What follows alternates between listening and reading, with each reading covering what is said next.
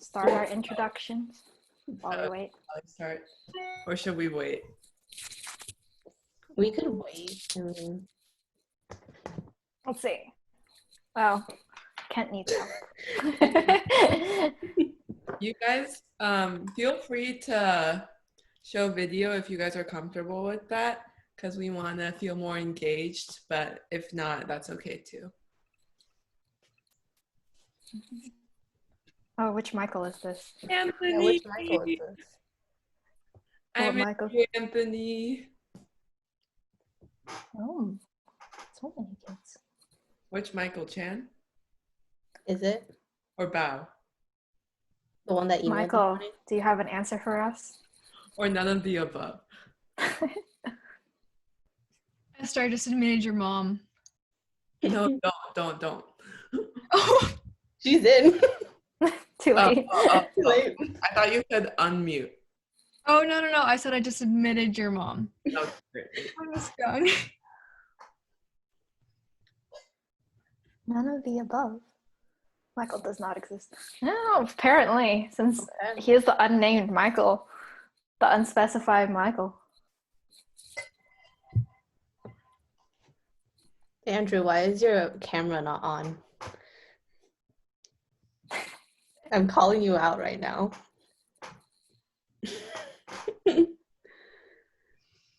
Well, I think that we can start going through some of the ground rules and start doing some introductions for now. And if more people come in during that, that's great. I can start off. My name is Diana Reed, and I am an incoming senior at Canyon Crest Academy. I play cello and piano, and I'm in the orchestra at CCA. Esther, would you want to introduce yourself? Yes, so my name is Esther Zhang. I am now a graduate of CCA, and I'm an incoming freshman to UC Berkeley. I'm going to be majoring in public health, possibly adding on music. And I'm excited to talk to you guys today. I've been playing violin for, I think 12 years now, and piano for 10. And I think that's it. So, someone else? Patricia, Gabby. Oh, Gabby. I'm Gabby. I'm also a former senior from Canyon Crest. I'll be heading to Johns Hopkins University in Baltimore this semester, kind of, from online, I guess. I'll be studying biomedical engineering, or BME for short. After doing some math earlier today, I've been playing piano for 13 years now and trumpet for 8. So that's good for me. Okay, I'm Patricia. I am also a recent graduate of CCA. I will be attending UC Berkeley this fall, in like 2 weeks. I'm studying bioengineering, and what else do I need to say? I've played piano for like 13 years and clarinet for 8. Awesome. Okay, so these are going to be our speakers for today. Now I'm just going to get into the etiquette and some like the ground rules that we have for this call. Face cams are optional. You don't have to keep them on, but if you're comfortable with that, we would love that. It feels a lot less weird to be talking to real faces than just little icons on a screen. We also just want to let you know there was a disclaimer in the waiting room, but this call is being recorded. So if you're not comfortable being recorded, you can keep your camera off and type your questions in the chat. Yeah, just want to let you know. Please, if you're not selected to speak, please keep your mute on at all times. Oh, that was such an orchestra thing to say, keep your mute on. Please be muted the whole time. And if you do want to ask a question at any point during the live stream, please type it in the chat or raise your hand, like the little Zoom reaction hand. Then we'll get to your question as soon as possible. Yeah, I think that is all. If you guys are ready, I think we can jump into the questions now. All right. So first we have a little spiel that we want to talk about, just because some of you may not be familiar with what our college application process is going to be like. Can I get confirmation that I'm showing my screen? Yes. Cool. So just first up, there we go. So our college application process is going to be part of 3 main parts, since most top-level universities are going to be looking at a holistic review of your application. So first of all, we're talking about academics, which would be our classes, as well as GPA and our standardized tests. We're also looking into extracurriculars, which would be anything from just hobbies and part-time jobs to like Olympiads or clubs, and music, of course, is included. And then lastly, which I think is definitely probably the most important part and also the strangest part, would be our essays. Private universities usually share one common essay, either from like the common application or the coalition applications, which are the two big ones. And they usually often have university-specific essays that they'll ask you to answer as well. Public universities all have their own application process, like the UC application will be by itself, as well as like CSU, UTs, etc. And also MIT, because MIT does their own thing pretty much all the time. So just as a head up, if some of you were here at our earlier live stream, you may have noticed that our earlier speaker had prepared a lot of information to tell you. But since this is we are reorganizing this particular live stream to be more question oriented, since we know that you guys probably have very specific things that you want to answer. Although we will give you a quick overview of what we were like as students, just so that you know like what you can ask us about. So then moving on to academics, does Patricia or Esther want to take over? You want to go, Patricia? I'll go for extracurriculars. You can go for. Are we just gonna go over our schedules? Or like this is kind of, we made our 4-year, like what we took in high school. So yeah, so just an example of kind of what we've been doing. So you can see that most of us have taken either a music class all of us have taken a music class for 7 out of 8 semesters that we could, as well as we've taken pretty much every AP cumulatively between us. Yes? Yeah. Yeah. Any AP that's offered at CCA, we've basically taken. And then standardized tests, being STEM majors, we have hit all the math, as well as subject tests. So like subject test wise, it's required, or most usually required for 1 math and 1 like another STEM, like 2 STEM. Is it like 1 math and then 1 other STEM? So that can either be chemistry, bio, physics. So I took chemistry, Gabby took both, and Esther took bio. Yep. If you want us to talk more about National Merit PSAT, we can, but it is something that your school will probably be very familiar with, and they'll have a better idea of what to tell you when you become juniors. Okay, so for extracurriculars, a huge part of holistic applications, can I just get a thumbs up? You can hear me. Okay, a huge part of holistic applications is what you do with your time outside of school. Most schools are actually looking for your personality and attitude outside of the classroom and in the classroom as well. So here we have some of the things we've done over our years in high school and possibly even before high school. So you can see that we're not only like musicians outside of school, we've done other things. I know Gabby and Patricia have both done lab internships. I did a lot of clinical internships in my time because I am a pre-health med student. And anything to add to that, guys? Do extracurriculars. Yeah, do extracurriculars. Also, at any time, if you have a question, like you can raise your hands, type it in the chat, and we can just hold this slideshow for you. So if you have any questions so far, you can type them in right now.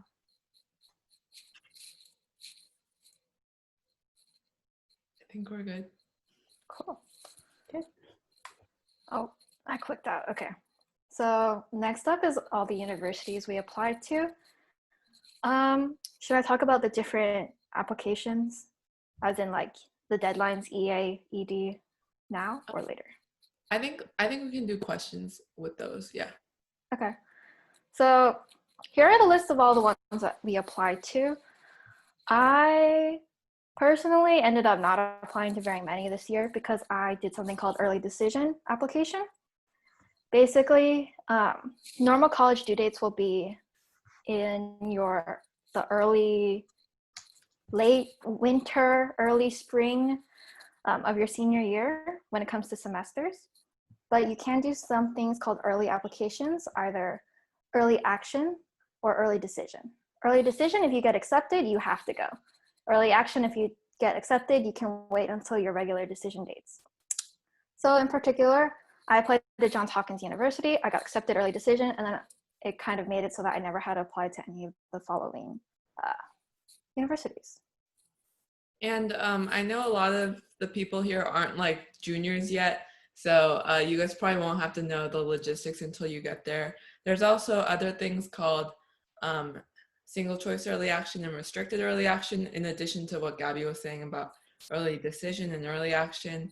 It's more like schools like Stanford, Princeton use it. It's where you can apply to one school, but you don't have to go if you get in early. And you can also apply to public schools early as well if you do utilize those options. But yeah, these are kind of our overall lists that we apply to that we could think of earlier when we made this. And this is pretty much all we have in terms of showing you guys resources. From now on, it's basically just us answering your questions, and you can ask us to go to any slide at any time. Awesome. Okay, so after we're done with this, I think I'm going to ask you guys some questions that pertain to this. I'm going to start with you, Esther. I know that you submitted like music portfolios in your colleges. How did you decide to do that, and how did you go about doing it? Yeah, so can everyone in this call like do like a Zoom reaction if you are considering music in college but you aren't sure? Because I know that's a lot of people.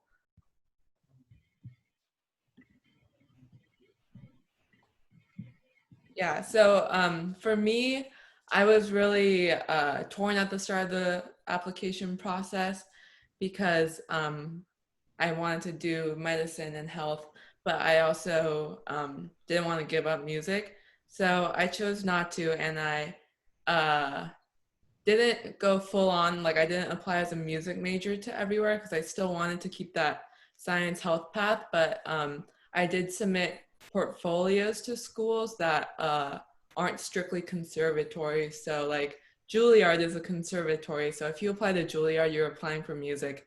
But I targeted schools with great music conservatories attached to them, or like USC, Northwestern, Rice has a really great program. So I applied to schools with dual programs, and it kind of made my search easier because I was applying to places that did value music. And did you ask how I did portfolios, or just like why I decided to do them? I was asking why, but then also, did you still have to go to the school to audition, or was it more like you just sent them videos? So there's things called music supplements for schools, which is totally different than actual portfolios. So supplements are ways that you can show the school you're more well-rounded and that you have like musical talent. And they're basically little additions you can give to each school in the form of a video of you playing. And I did submit supplements to actually a lot of my schools. They're starred on the list. And those you just record something like you would in an audition, and you send it in with your application. And that's what I did most for most of my applications, because I just wanted to show that I am interested in their music program, and I do have a music background. But for portfolios is what you're kind of hinting at. If you do submit a portfolio to, say, like the School of Music in Northwestern, the B&N school, then you if you do get invited and they like your portfolio, which is a fuller application, then you can go audition. I believe that is in February of the application cycle. And then you'll have to, you know, sort out flying there and hotels and stuff, but that would be the case you do audition. Awesome, thank you. That was really concise, and yeah, thank you. Now I have just some more like general questions about applying to music while applying to college while also liking music. For all of you, what effect do you think music had on your stress levels during the application process? Was it an outlet or did it kind of add to the stress? I mean, I can start answering that. I think at times it depends on the situation. Like music is definitely an outlet, like for like taking band, for example, is a really nice way to kind of relax and like just kind of it's like a good distraction from a lot of the things that you're doing. But other times like certain activities such as SDYS kind of like added to my stress, or it was like such a big time commitment that it really does impact your schedules. Yeah, so I will also add on to that. We were talking about this early, but on a scale of people who are very involved to music to not as involved in music, Esther is the most, Patricia's in the middle, and then I am on the lower end of music involvement. So I personally don't have too much music extracurriculars that are related. So for me, it was pretty much a net positive because it's just a place for me to hang out with my friends, as well as just kind of chill and have a relaxing time. Although there were definitely times where we had special projects like Candide or Carmina Burana, where everything was just chaos. But for the most part, good. Yeah, And I forgot to mention, like when, sorry, like if you're kind of like preparing for a competition for music, that's definitely like added stress. And like, for example, when I was doing music competitions, you would also have to travel, so you have to take that into account as well. yeah. For me, I would definitely be lying if I said music wasn't stressful. Like, for me, I did do a lot of music in my career in high school, and I did love it. Like, going to orchestra and SUIS and rehearsing with people like was a definite huge like outlet for me to relieve the stress of academics and internships and just everything piling up at once. So I will say there are pros and cons to it. It did dominate most of my schedule. I was at school until like 5:30 almost every single day, and it is what you put into it, but you also get so much out of it that I definitely don't regret doing music in my high school career. And I did do a lot of it, but I think I got that many more friends and mentors out of it. So that would be my answer to that. Also, I'm just going to address a question that was sent to me privately since you can't see it. Anthony asked me is there a limit of what universities you can choose. So on the common application, this is the logistical answer. You can apply to up to 20 schools. So that's like 20 private schools, Anthony. For me, I applied to the most schools like out of people I know, and it was one of my biggest regrets of the entire application process. So I would tell you to not do that. Like even if you are shooting for schools like Stanford and Harvard and you want to get into your reaches, pick schools you actually care about that you see yourself going to. And this is still far off for you, Anthony, because you're just entering high school now, or middle school now. But there's a lot you have to learn about each school, and do your research before choosing like the correct number of schools for you. And I would not apply to over 20 schools. Awesome. Okay, thank you for that, you guys. I see a couple questions in the chat, so I think I'm going to go there next. Andrew Kang asked, how do you apply for internships and how did you get to know them? Like, how did you find them, I guess? You guys can go first.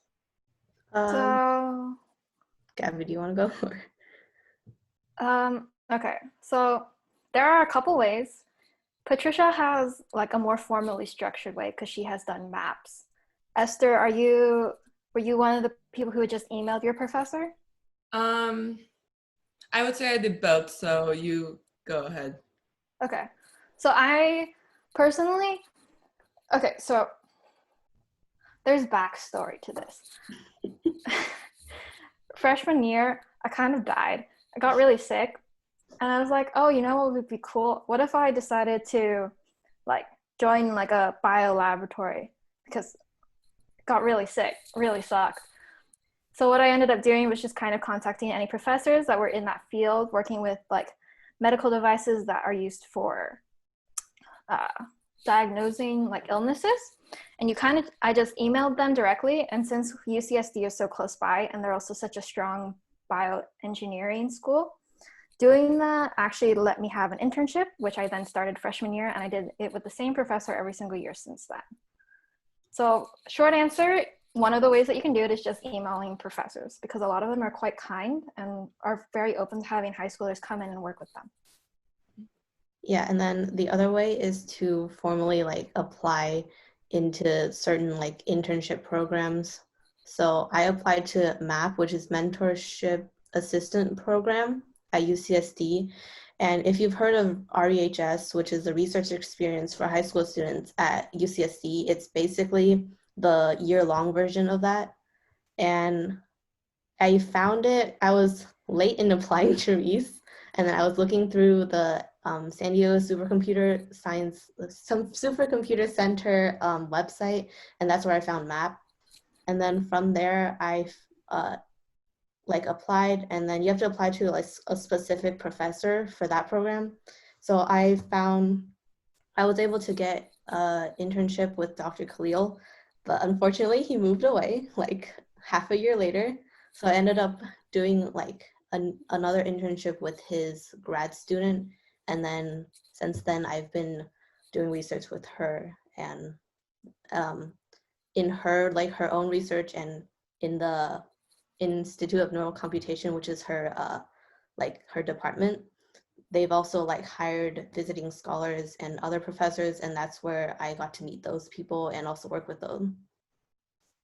Yeah, I think what I'll add to that, those are pretty much great ways you reach out. Another underrated way is just to get to know people who are older than you that have like already interacted with this community, because they are the reason like I found things like Pathmaker and clinical applications, which not a lot of people do, you know, since it's more clinical versus the research side. And even if you are interested in something that's like not STEM, and you want to do research about like a music subject, you can cold email a bunch of UCSD professors or any professors. Like there's remote opportunities, especially now because of COVID. So if you want to like do like a music internship, even if it's like kind of relating music to another interest you have, feel free to like cold email professors, just get to know other people from your school who have done similar things. And yeah, we have a lot of questions, so I'll stop there. Awesome, guys. Thank you. I'll hop on to the next question, which was from Nathan. Are any of you planning on minoring or double majoring in music? I am planning on either minoring or double major. I think probably minoring. Sweet. I'm not really planning on doing a minor or a double major, but I will be continuing playing. So I most likely will, when I get to go to campus, I'm going to be joining their marching band and maybe like their wind ensemble or orchestra, which is a separate class you can take. Cool. I will also be joining the wind ensemble for non-music majors, since I don't particularly want to go for a major or minor. Although, again, that's another thing that relies on us being on campus, so not quite yet. Definitely. Yeah, those things will have to wait until we're out of this pandemic. The next question, also from Nathan. How heavily was music incorporated into your essays? Like, did you write about music? Was that part of any of your prompts? So, okay. Let's look at the UC system first. In the UC system, you have to write 4 essays. Each are what? 400 words? 250 words? I think it's 350. 350 words? So even for all of us, we cannot and should not write 4 essays just about STEM. Like that is, there's no way you have enough STEM experience to write something that's meaningful to you and also shows like depth of your character in what's 350 times 4? 1,400 words. So a lot of us did probably, I'm guessing, half and half maybe between our STEM-related internship experience as well as our music-related experience and things like our music outreach club or summer symphony. Good? Yeah, what really matters at the end of the day, Nathan, no matter what you write about, it's about making sure you get it forward to the reader that you had a personal connection with whatever you're writing about, and it taught you how to be a better human in some format, and you get that across to the reader because that's all they really care about, whether that's music or science. For me, I know, like in my Common App particularly, music was a huge part of it, but more so like how it affected me as a growing student.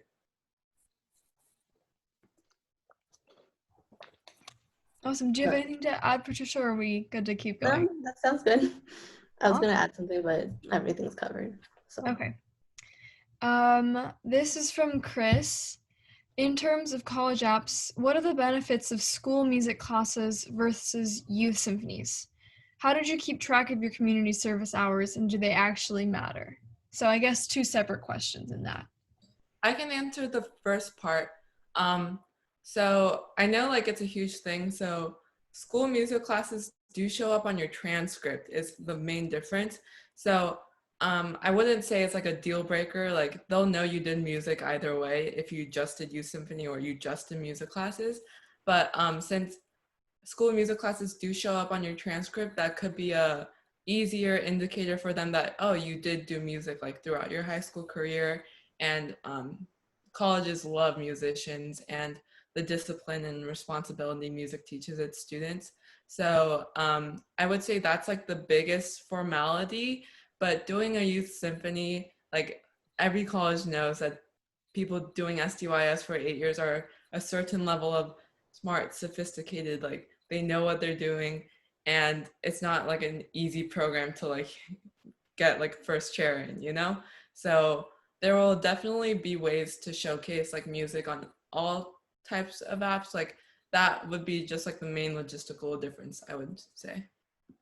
I would also add that being in a youth symphony leadership position is more significant than being in like being first chair at school, because like being outside of school and you're like actually contributing time and it's like more effort. So yeah. I can touch on the second part or the second question. So in your actual college application, they do not ask for like a signature or something proving that you did X amount of community hours. So that kind of proof isn't exactly necessary. However, there are a couple of awards like the Presidential's Award for Volunteer Service, which I think is, you can get 100 hours per year is like a bronze medal, and then like 300 hours per year is like a gold medal. And that is an award that you can pretty easily put on your application as well as write about, assuming that you're doing some kind of community service that you really care about and really passionate about, which it should be if you're doing 300 hours of that per year. Yep. And again, it's not really about the hours, but rather your experience and what you've learned through your community service or whatever you're doing. The only technical area where they'll actually let you put hours is like on your activities section on your applications, they'll say like, oh, how many hours per week did you do this activity? Like it doesn't have to be strictly community service hours. So like it's not just like a technical gauge of like how many hours you committed to something. Cool, thanks guys. We have a question from Chrissy. She asked, what does music outreach mean? Oh, I think we explained that. We answered that. Yeah, basically it's a school club that they were involved in. Oh, sorry, I didn't see that you had answered that. We have another question from Kira. When did you figure out what to major in? And let me add something. How did you figure out what to major in? Yeah. You guys can go first. I died, basically, in freshman year, and it really sucked. And then so long story short, what I had could have been diagnosed pretty easily with the blood tests, but issues with blood testing is that you have to kind of know what's wrong to look at it, and they couldn't figure out what was wrong. So I ended up in like the first couple months of high school, I was in the hospital for about 2 weeks, and I had to return for like surgeries and blood testing afterwards. So what I ended up being, so my major is biomedical engineering, which can mean anything from like making prosthetics to just developing better imaging devices for medical purposes. So better imaging devices for medical purposes probably would have saved me like a lot of time and a lot of stress from this year and also freshman year. So that's why I decided to do biomedical engineering. So I'm in bioengineering, which is basically the same thing as biomedical. It's just different across different schools. I'm gonna be honest, I was not really sure in what I wanted to major in, and when I was applying to college, I kind of just chose bioengineering or bio, but I've like known for a really long time that I like a lot of the a lot of bio research, and I've grown up with allergies a lot, so like I've always been in that side. But I also knew that I wasn't really interested in practical medicine, which is why I'm not going into pre-med. So bioengineering was just kind of like it just kind of fit in with my interests. Yeah. It's not like I didn't have like a really good story, or like I haven't Allergies. what I wanted to do for like You 10 had years. entire essays about allergies, Patricia. I died in like when I was 3, and then when I was 12. Yeah. Now I'm like dying even more. Something incredibly important for everyone to know is that people change their majors like up until their 4th year of college. Like we're just going in and saying we're a major, like that could change.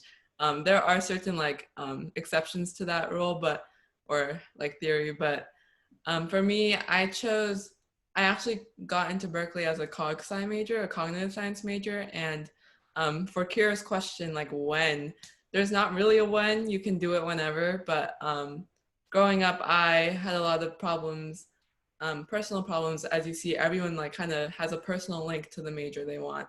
So I had a lot of psychology problems, a lot of neuroscience things personally. So I was really interested in neuroscience as I think in freshman year, but I never wanted to give up music as well. And then doing summer symphony, doing my community service hours, like going out, doing clinical internships where I saw more people, I would say like combining my passion for medicine and like just helping people, and then the whole community aspect of it, doing large amounts of people, helping large amounts of people, that really accumulates in public health, which is not even like a official old major, it's a newer major and especially important right now in terms of pandemic. So I think I would say I chose public health, especially seeing what's going on, but also there are technical aspects to it, like it helps me finish my requirements to go to pre-med or med school or PA school earlier, So you definitely don't need to know. You don't need to know even once you're in college. So I would not freak out about that. Just right now is the time to like explore different things, meet new people. So that would be the focus. Yeah. I will interrupt to say that all colleges nowadays make it so that you can't even declare your major until your second semester at least, maybe even your second year. Yeah. Thank you guys. That was really good. The next question comes from Anthony. Anthony, how do you balance study and community service hours? We have a live stream tomorrow about this, but just to keep it kind of short but simple, it's honestly do what you feel the most like achieved and like the greatest doing. Like I did a lot of music because that just like made me happy during school, and it was a lot balancing a lot of APs. It was definitely a struggle, but I think once you move on throughout high school, you kind of understand like this is how much I can do in a day, and you kind of need to figure out what the limits are for yourself. And you don't want to be the person who does everything and does them badly. You want to make sure you're still putting in effort into making connections and doing really valuable work for the organizations you're a part of. So to Anthony, I would say, also, you're still so young, Anthony. As you get into high school and you like pick up harder classes, just definitely know that there is a limit. No one is like Superwoman. You cannot do everything at once. So yeah, just keeping a balance. And we'll talk about that tomorrow too. That was a great answer. And like she said, please do come to the live stream tomorrow where we'll go into that in further detail.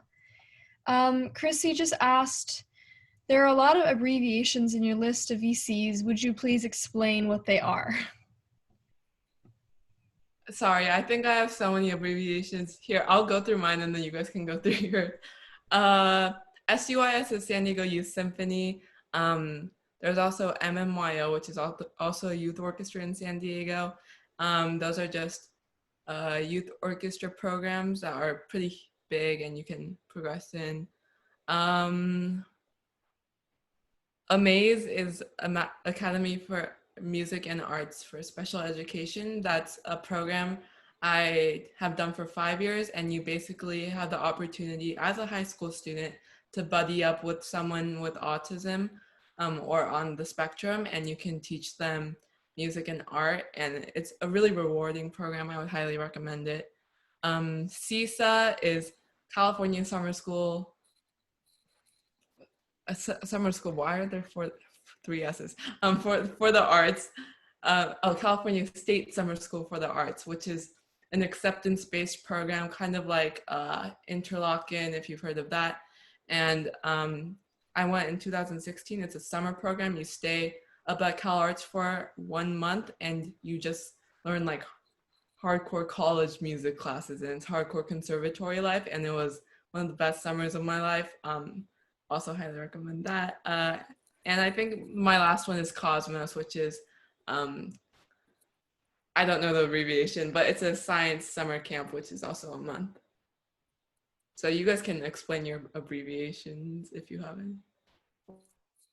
I have one other than UCSD. So IYS is National Youth Symphony. It's like a summer program sponsored by SDYS, San Diego Youth Symphony, and a Rotary Club in San Diego. And they basically have international musicians from like all over the world. They come to San Diego for 2 weeks, and then we practice repertoire for a final concert at the end of the 2 weeks. It's like 4 or 5 hours a day in Balboa Park. And yeah, we have like 2 or 3 concerts. So my two are SIA and LWP, which stands for Little Writers Program. Both of these actually go back to Esther's point about making friends with people older than you, because that's how I was introduced to both of them. And then after doing them for a couple of years, I ended up being in charge of the program in my senior year. Let's see. SIA stands for Student Association of Youth Artists. It's another teaching volunteer program that goes on at the Carmel Valley Public Library every Saturday, where we just teach kids who are usually like complete beginners, so no knowledge of music theory or anything, just how to play instruments, most popular being piano, and then violin, and then the rare flute or clarinet that comes through. And then Little Writers Program, it's a writer's workshop for usually around the 4th, 6th grade. So yeah, we make a writer's workshop, and then they do arts and crafts, and then they go home. Thank you for explaining that, you guys. We have another question from Kira. It's for Esther. How did you get to shadow a physician? Oh, okay. This was actually this year I got to shadow a physician, which is a rare experience for high schoolers, I will say. There's kind of 2 sides to it. So I did something called the Pathmaker internship, which is also like a program you have to apply for, like interview for. And I started doing that in my junior year. And basically what you do is every week you do a 4-hour shift where you get to experience like the clinical setting, and you go up to Palomar Hospital in Escondido or any other Palomar health site, and you basically experience like the life of being in a hospital working on the floor. So I worked hard to get into that program, and one of the doctors in the emergency department at that hospital, who happens to be my sister's taekwondo, like he used to be one of our first neighbors when we moved to San Diego. I actually got to know him like that, but he said since I was a Pathmaker intern, like it would be cool if I could shadow him. And I did that weekly, where I just went in and just followed him around the emergency department, like all the high pressure, and it was really cool to learn. It was really good insight to see like medical settings, not like Grey's Anatomy, not like anything on TV, like actual medical stuff. And it was good to see like that I actually wanted to do that. I would say for anyone, like it's not impossible to shadow a physician. Like if you reach out and you have some experience on you, like I started volunteering at Scripps when I was a freshman in high school, and that's a super easy application you just do online. So get involved, show them you have some interest, and then you can just cold email them, and it's not like a low possibility that they'll say like yes. Like it's definitely something you can do. Awesome, thank you. This is just a simple yes or no question. Can I still continue to play music in college, but not have a major or a minor in it? And I think you guys talked about that earlier, that yes, you can. Yes, again. Awesome. Like I know there are usually college orchestras and wind ensembles and marching bands. There's always a way to get involved, even if you're not like taking classes or having a degree in it. Then cool, we can go on to the second one. Enjoying and playing an instrument is extremely common. How does it add merit to an application if it's not particularly something you intend to pursue as a career? Should I answer? Yeah, so music, what I was saying before, and what any music teacher at any high school will try to tell you so you enroll in their program, is that music is like a different entity for like college application readers. Like they love musicians. It's been like countlessly proven that music helps you develop in your brain, like physically develop like more intelligently, like you're more disciplined, you're more responsible. So in that way, like that is literally adding merit to your application just by doing music and showing that you're interested in adding music to your career as a high schooler or middle schooler even. You have had that experience. And I'll say, like, for adding on to Gabby's point, that essays are literally what will like attract the colleges to you. Like essays, it's hard to start writing essays in like the summer after junior year or like the fall of senior year, and having music experience behind you gives you so much more to write about, because you just have so much more experience like interacting with people, and that interaction with other people, like that is the prompt of like almost every single college. Like they want to know how you are like as a person in school, but also outside of school and with other people. And it'll also give you so many other strengths to talk about besides just like, I got all straight A's in high school, you know? Like that is almost, so many people get all straight A's in high school. Like that's not going to put you apart. Like music will put you apart and make you stand out more than a lot of things. Yeah. Just overall, music will make you like more well-rounded, and again, they're looking at holistic. So if you're only focusing on one thing, and like having music will separate you from someone who only has like STEM or whatever else they have. Cool, thank you. The next question, should we aim for Certificate of Merit level 10 or something similar? Or does that not really matter? Should we dedicate a lot of time to band or orchestra as well? I'll say I did up to level 10 CM, and I thank God I did it like before high school, because if I did it during high school, I would not have finished it. I would say you do not have to like finish level 10 CM for you to like get into the colleges you want. Same with like AP Music Theory. Like both me and Patricia took AP Music Theory, and I will tell you, it does not help. Like It is like the worst decision I've ever made. It's the Like, biggest waste of money. if I you love took that one this year as well, and oh man, guys, You have to don't sing, take it. first of Don't all. do it. Don't You do have it. to sing. if you love Like, yeah, if you love theory and you just want to like extend your theory knowledge, go for it. But it's definitely not like something colleges will be like, oh, you took AP Music Theory, you can like pass out of all of these classes. No, like even for music conservatory specifically, they usually won't accept AP Music Theory as a class credit. So yeah, I would say not necessary. Like there's no correct formula, but according to that theory, you don't have to do CM as well, you know?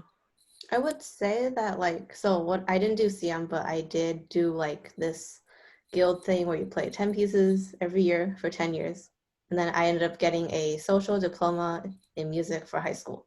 Sounds fancy, completely useless. However, if you don't have like a lot of awards in music or like competitions, it does kind of like prove that you've been playing and like this is like an accomplishment you achieved after like however long you've been playing. So it's like at least you get something. So I don't know, but it still doesn't really help. It's just kind of like yay me. Yeah, like a self-validation thing. It's like, Yeah. oh, we played piano for 13 years, but we do know how to like play with both hands and do like more than just the basics and kind of thing. Yeah, I can add on to that because I just finished CM level 10. It's a good way to like objectively show how accomplished you are, but I don't think it would be the most important thing on your application. Obviously, I'm not a college student, so I don't know, but I think that's just the way that I've approached it. Second part of the question, dedicate a lot of time to band or orchestra? Yes. Another plug, we have a CCA music kind of live stream, which probably won't be too interesting for us CCA students, but we do a lot of cool things in band that do make a lot of interesting things that you can tell people. Like, for example, we have our band trip where we did Italy and Austria, which was pretty exciting. And we also have like a lot of group bonding activities that you could say that help you really get to know your upperclassmen and rely on them for help in the future. Yeah, It's not like actual dedication of like practice time. It's just like social time. Yeah, what I'll say about that, if you do music all 4 years of college, it does make a significant difference than just doing like one term of music. Did I say in college? I meant in high school. People like continuity, like even for job applications, like in the very far future, like if you stay at a company for like 10 years versus 1 year, like they'll trust you way more than someone who just stayed for 1 year and like bounced around. So that is a added plus to your application. Awesome. Can each of you just give me one piece of advice that you would give to people starting or people thinking about the college application process? And I'm definitely asking this for myself. I was writing my essay right before I came to this live stream, and oh man, you guys, I don't want to be doing this. Oh, what a mood. Flashbacks. For me, I definitely went ahead and separated it into kind of two categories. There was definitely one that was more related to my major. So I thought of all the things that I've done in the past that have been related to that, which would be like internships, papers, getting sick. And then there was another thing that your essays will cover things like how's like a hardship that you've overcome? How do you work together with people? What do you do for fun? Those are three things that you'll see a lot of and a lot of common. So I usually, after I got my major specific things, I try to look for things in my extracurriculars that would fit each of those categories. And that gave me a bunch of essay topics to start writing on. And then you have to actually write them, which is a struggle. But Yeah, I agree with that. And for me, like when I was trying to think of like things to write in my essays, this is gonna sound really sad, but if you find a struggle in your life, write about it. And then, most importantly, you talk about what you've learned and how you as a person have changed from that struggle. That is basically every single essay that I wrote has a struggle and how I changed. Now, it doesn't sound like that, and it's obviously written much better than the way I just said it, but the general gist of it is that. And that's like always a good place to start if you're stuck on what to write. Or like if you focus on like a really impactful memory or experience that you had while doing something. Yeah, I was gonna say something like stay personal, but I think you guys pretty much covered that. Something that kind of seems minor, but will help you immensely when you're not only applying to colleges, but searching for the colleges you actually like want to apply to, is staying organized. Like, I cannot stress how important it is to like have the deadlines down, like research different things. Like if you, like, even if it seems small, like say you want to apply to Cornell, but you also don't imagine yourself living in the middle of nowhere. Like, you want to make sure that you stay organized, like have a spreadsheet where you're saying like, oh, this place is in this kind of environment and blah, blah, blah, because that will help you so much when you're writing about them. Like every school, almost like every private school has a why essay, and you have to explain for a paragraph specifically why that school should take you.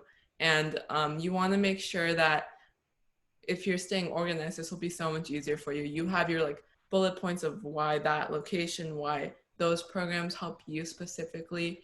And you know, just for mental sanity, like it gets to be a lot, and it can definitely burn you out, especially in your senior year. So you want to make sure you're staying on top of deadlines. You don't want to stress just because like the deadline's tomorrow and you haven't finished a supplement or something, right? So even though that's a minor detail, like it's something that helped me a lot during the process. Most importantly, if you're trying to decide between like, say, like Harvard and Princeton, what you do is you look at the essay prompts, you look at all the essays that you've already written, and you see which ones you can recycle. Yeah. That will save you so much time and so much stress. Yeah, especially I would recommend like writing your UC essays first. Those are like 4 essays that you can really reuse for any college's supplemental essay. Yeah, for sure. That's more for like juniors right now. I know we have a lot of other grades right now, but Those are great pieces of advice, and I will definitely be taking them and applying them as soon as in like an hour. So thank you.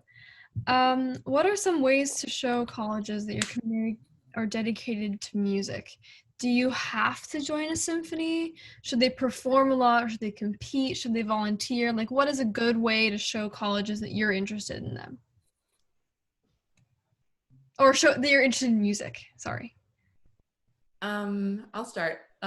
Something, you know, this kind of relates very much to Summer Symphony, because when I was going into high school, I was like, how do I show people that like music isn't just like an extra thing for me? Like, I want to show people that this is something I actually love to do, and hence why this Summer Symphony program exists. But I'm not saying go found your own program. Like, I would say uh, do what interests you for sure. Like if you want to be in an orchestra, join orchestras. If you prefer being a solo musician, like that's perfectly fine too. Like do competitions, and there's so many resources for soloists out there. And what colleges really like seeing on apps is originality. So that doesn't mean like start a program, but definitely like try to contribute to a program in ways that it hasn't seen before. I know for like music outreach, bringing that like special education aspect into it was something I loved doing, and making sure tutoring was like a huge part of it. Yeah, so be original, but also do what like satisfies you as a person.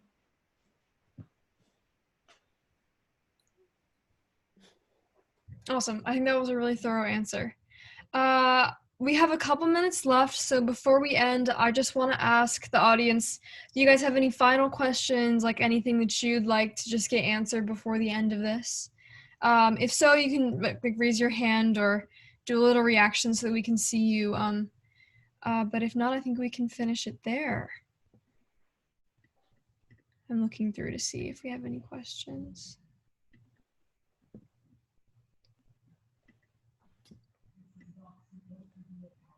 Here's a question that I have. How did you decide on the school that you wanted to go to? That's a rough.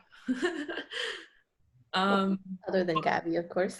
Yeah, early decision. I have no How choice. did you decide on early decision? Like, that's such a big commitment. How did you like make that leap and be like, I will go here? Like, how did you all make that decision? Well, for me, if you look up which school's the best for BME, it's pretty much undoubtedly Johns Hopkins. So I was like, seems like a good match, and I'd made it. Awesome. Yeah, for me, or Esther, do you want to go first? You can go. I'm gonna be honest. The admissions process was not great for me. I was not really happy with my results. I mean, so basically what I ended up having to choose between was all the UCs that I applied to, and like for me, it was between UCSD, UCLA, and UC Berkeley.